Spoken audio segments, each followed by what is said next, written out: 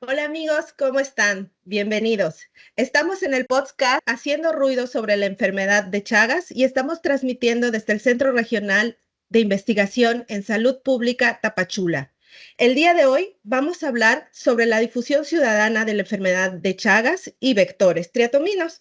Nos acompaña la doctora Noemí Cigarroa Toledo, profesor investigador asociado de tiempo completo del Centro Regional Dr. Hideo Noguchi Mérida, quien forma parte del proyecto Entrenamiento de Niños en Entomología e Inventariar la Entomofauna Local de Yucatán. Esto con énfasis en la entomología médica. Dentro del marco de este proyecto se encuentra la enfermedad de Chagas. Bienvenida. Muchas gracias. ¿Nos puede hablar un poquito sobre los objetivos del proyecto? Claro que sí. Bueno, este es un proyecto de ciencia de frontera que se realiza con otros colaboradores de acá del Centro de Investigaciones del doctor Hideo Noguchi, en Yucatán. Y lo que se busca en este proyecto es evaluar la percepción y el conocimiento de la entomología en niños. Y a su vez, impartir entrenamiento para la identificación de la entomofauna de Yucatán y del estado de Yucatán, y con esto se espera promover la segura convivencia con los insectos, ¿no? Pero también a la vez estamos inventariando la entomofauna a nivel taxonómico y molecular, y con énfasis en entomología médica. Gracias. Trabajan en escuelas, ¿verdad? Sí, este proyecto es la intervención que nosotros hacemos es en escuelas primarias, ¿sí? Nosotros seleccionamos 5 escuelas primarias, nos quedamos trabajando finalmente con 4, pero lo que hacíamos en esto es llevar las pláticas de qué son los insectos, ¿no? Con los niños. Primero que nada, qué son los insectos, porque muchas veces se han satanizado los insectos, no conocen cuál es la función en la naturaleza. Entonces ven a lo mejor una abeja y los gritos, ¿no? Pero simplemente hay que concientizar que la abeja desempeña una función en la naturaleza, y si tú no le haces nada, no te va a hacer nada la abeja. Si tú no le atacas su nido o donde ella guarda sus alimentos, no te va a hacer nada, ¿no? Entonces nosotros lo que buscamos es con los niños hacer conciencia de la función de los insectos en la naturaleza, pero siempre haciendo énfasis con los vectores que están implicados en las enfermedades, como Chagas, por ejemplo, dengue. Y bueno, la dinámica del trabajo es que en las escuelas llevamos láminas, llevamos colecciones de insectos, y primero en las láminas vamos a los salones y les damos pláticas, ¿no? ¿Sabías de la enfermedad de Chagas? ¿Conoces sobre la enfermedad de dengue, Zika, chikungunya? Y les platicamos a través de láminas qué son las enfermedades. Okay. Posteriormente volvemos a ir, sí, sí. Y en resultados preliminares, ¿ustedes han visto un antes y un después en cuanto al reconocimiento de los vectores triatominos con los niños? Sí, por supuesto. Esto ha sido muy reconfortante ver estos resultados, porque antes decíamos, escuchábamos a los niños decir ese bicho, y ahorita al menos es muy gratificante escuchar a los niños, no, ese no, ese es el del Chagas. Digo, al menos ya tienen la palabra Chagas, y eso es, Claro. para nosotros es un gran avance. Ya lo relacionan, pues, y eso básicamente lo hemos hecho a través de juegos. De hecho, tengo aquí algunos juegos que nosotros utilizamos para enseñar a los niños. Em, por ejemplo, esta lámina que les voy a mostrar ahora.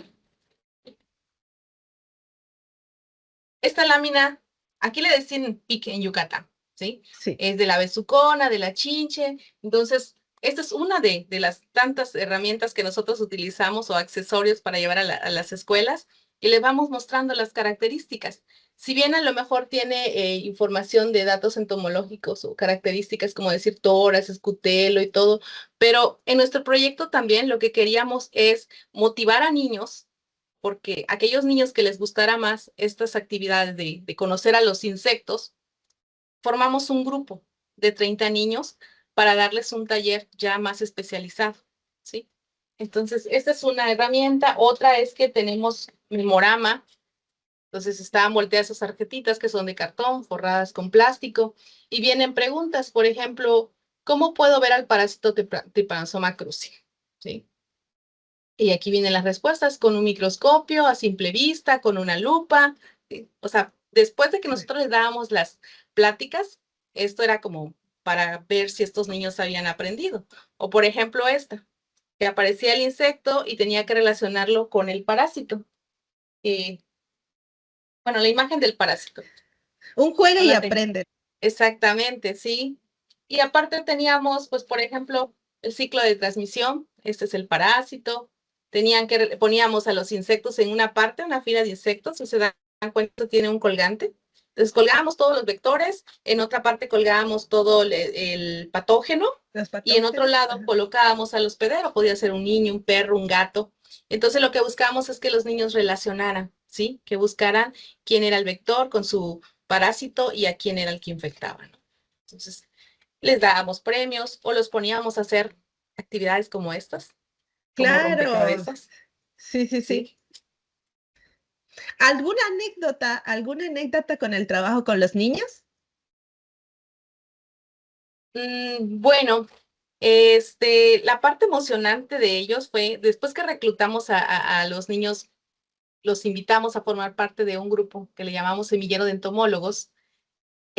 Durante 3 meses lo estuvimos capacitando y la parte más bonita fue cuando lo sacamos a campo, a un espacio en área verde de la institución, y ellos mismos lograron esta capacidad de tomar a los insectos con una pinza, colocarlos en un recipiente, tal cual como lo hiciera un biólogo, ponerle Ajá. etiqueta. O sea, esto fue muy bueno porque entonces los niños conocen el orden, saben que hay que tomar con precaución las cosas y ellos mismos opinaban. Entre ellos se mencionaban, ¿sabes qué?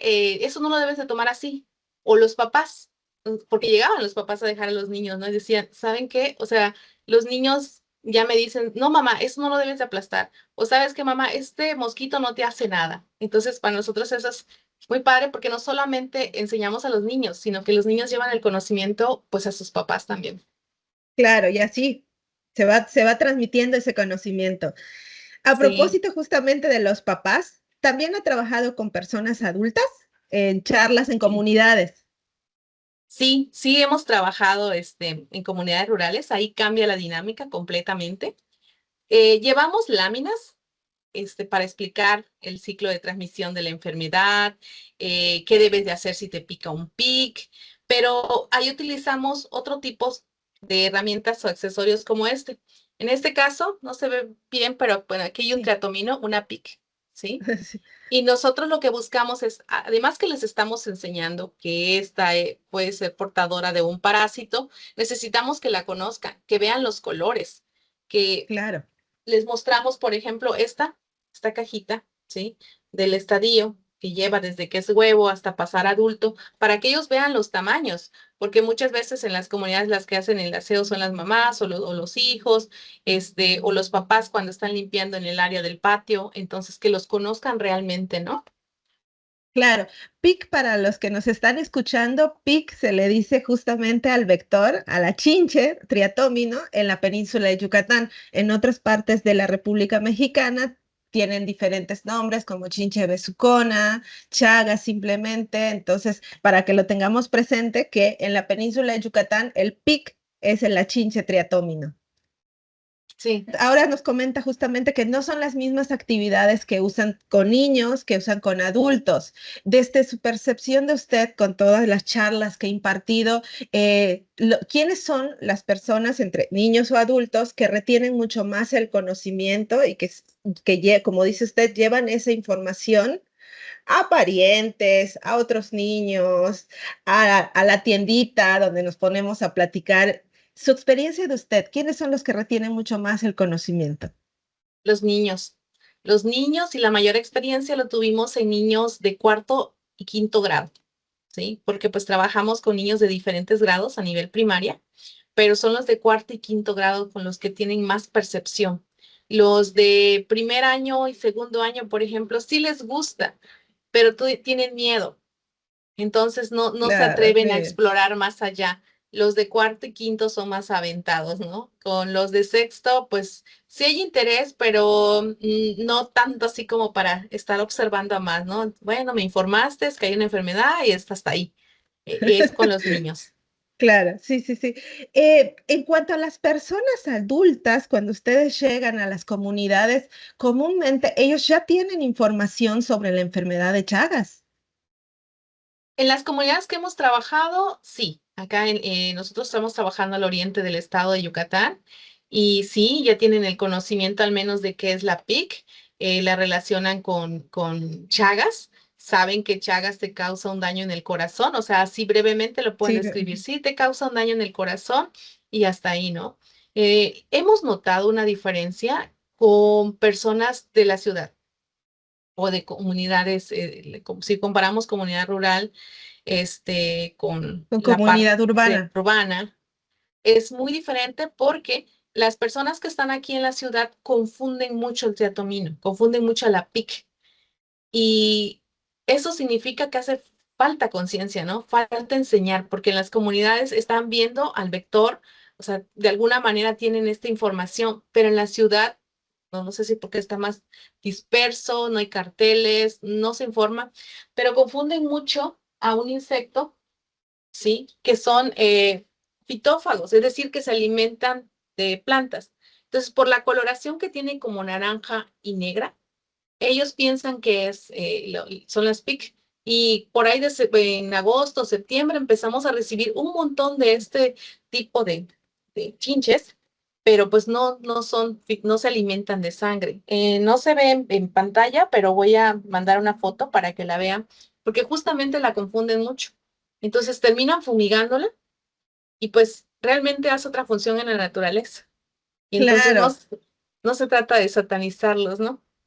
claro. Hablamos de las diferencias entre estas chinches, las cuales hay hematófagas, las que encontramos en el jardín, que hay fitófagas, depredadoras. Entonces, por favor, no olviden escucharnos o repetir justamente en el canal, en nuestras redes sociales. La importancia justamente de poder reconocerlas. Y como dice usted, en ciudad es mucho más difícil en los ambientes urbanos, pero igual, hagamos ruido para que llegue toda esta información a las personas justamente en público en general, desde zonas rurales. Ahora con las redes sociales ya es mucho más accesible, personas en el ambiente urbano, periurbano.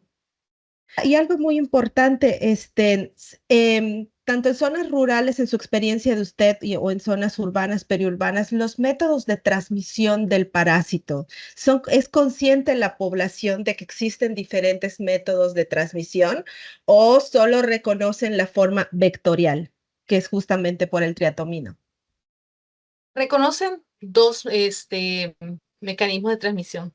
Tienen bien claro que es por este PIC, por el triatomino, y reconocen que es por transfusión sanguínea, porque justamente en los pueblos, más de alguno ya ha ido a donar sangre, ¿sí? Y les piden esta prueba. Entonces, ahí les dan conciencia de por qué se hace este tipo de prueba o algunos que no han pasado la prueba, ¿no? Para poder ser donadores.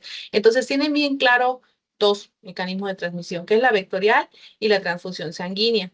Pero pues bien sabemos que la enfermedad de Chagas, pues hay otros mecanismos de transmisión, ¿no? O sea, además de la vectorial, transfusión de sangre, se encuentra este congénito, es decir, que puede transmitirse de la madre hacia el hijo cuando hay embarazo, la oral o trasplante o accidentalmente también. Claro, a propósito que ahora ya tocó el tema de Chagas justamente oral, que es justamente por comer alimentos mal cocidos o contaminados con las heces de las chinches.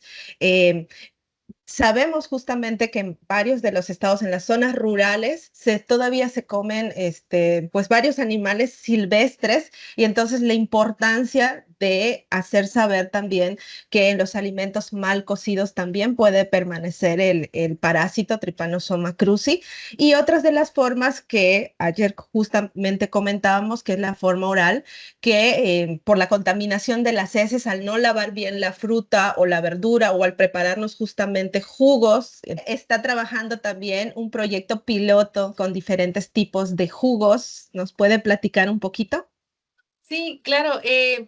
Fíjate que esta parte no está bastante estudiada acá en México, pero por ejemplo en Brasil ha habido muchos reportes. Hay un estudio que evidencia que los casos de Chagas entre 1968 al 2000, el 50% fue vía transmisión oral, ¿sí? Porque no encontraban al vector, no encontraban otro mecanismo, pero buscando, investigando más, ellos se dieron cuenta que ese grupo de personas que se infectaba era porque había tomado jugo de caña infectados con esos triatominos que tenían el parásito. En otros casos fue porque habían consumido un jugo de acaí, que se llama, que es un Ujú. fruto de Brasil. Entonces se dan unas palmeras, es muy posible que los hayan pues seleccionado estos frutos, los llevaron, hacen su jugo y básicamente tenían o las heces de los triatominos infectados o los mismos triatominos los molieron. Entonces al tomar los jugos las personas se infectaron. Y pues es una forma que no se habla mucho, pero que también está latente. Lo que Sí, hicimos sí. nosotros acá en el laboratorio, así como bien lo menciona de manera piloto, fue probar diferentes jugos de frutos que están aquí a nivel Yucatán y hicimos jugos de naranja, naranja agria.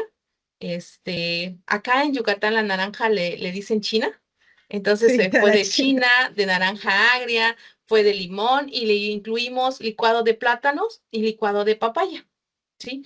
Probamos la naranja dulce, porque pues aquí es muy típico de la región, se da mucho la naranja, ¿no? Y la naranja agria, acá lo utilizan tanto la naranja como el limón para marinar las carnes. Exacto. Entonces, eso queríamos saber, ¿no? Porque muchas veces marinan las carnes y medio las pasan en el asador y ya se Sí. consumen. Queríamos saber si realmente había un efecto con los parásitos. Entonces, tomamos estos jugos y nosotros colocamos una cierta cantidad de parásitos, más o menos 100 parásitos por mililitro de cada jugo, y estuvimos observando cada 2 horas.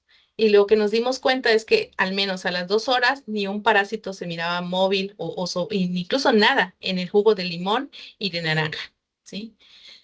En cambio, en el licuado de plátano y en el licuado de papaya, pues a las 24 horas en el de papaya estaban móviles.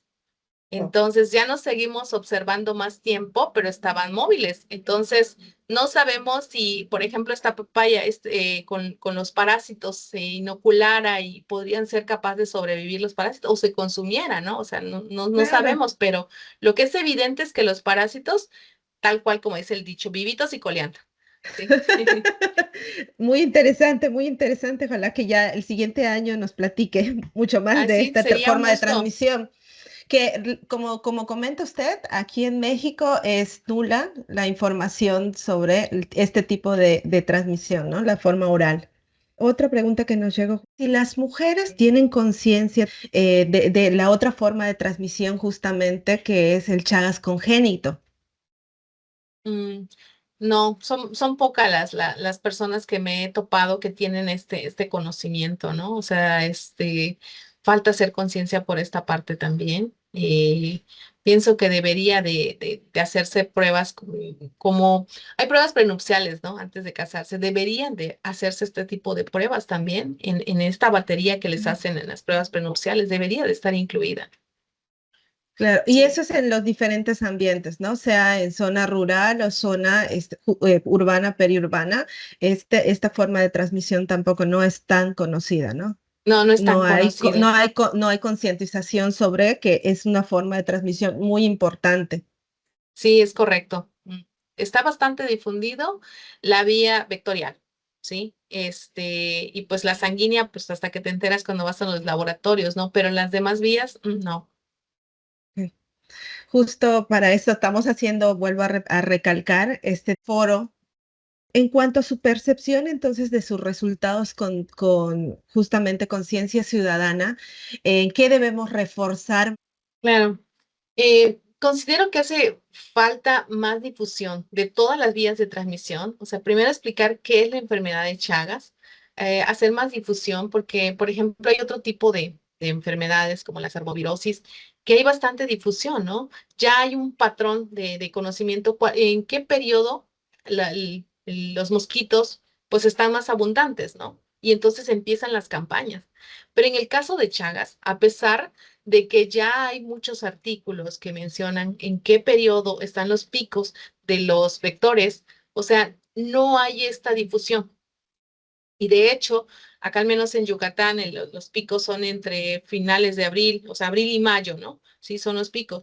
Y justo el Día Mundial de Chagas es el 14 de abril. Entonces, debería de ser como una oportunidad para que nosotros hagamos, o sea, además de ruido, esa conciencia, pues, de, ¿saben qué? Esto, los tratominos, pues, viven acá en las casas, porque además no está unificada la bibliografía. O sea, esta enfermedad adolece en toda América Latina y otras partes del mundo, pero los triatominos no tienen el mismo comportamiento, ¿sí? Por ejemplo, Claro, buscas en la literatura y te dice casa de paja, pero vas acá en Yucatán y así no son las casas. claro, Entonces falta homogenizar toda esta información, porque entonces las personas igual eso las confunde.